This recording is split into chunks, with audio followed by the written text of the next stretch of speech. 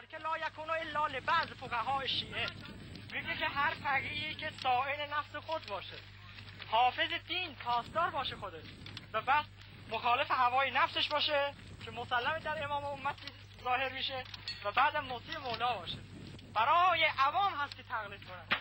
آیا این نیست مگه در امام امت رهبری کبیر انقلاب اسلامی ایران حضرت آیت الله العظما امام خمینی که در این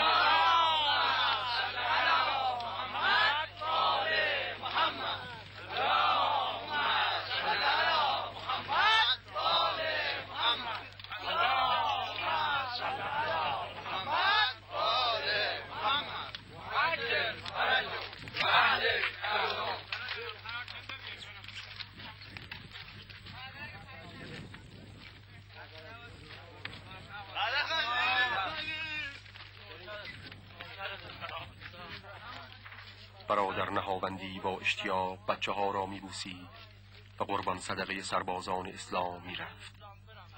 آنها به راستی سربازان اسلام هستند و این عصر آغاز تاریخ بعثت دیگر باره انسان است.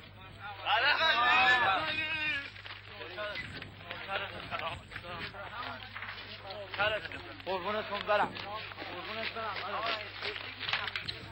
قربون سربازای اسلام برم، قربونت برم.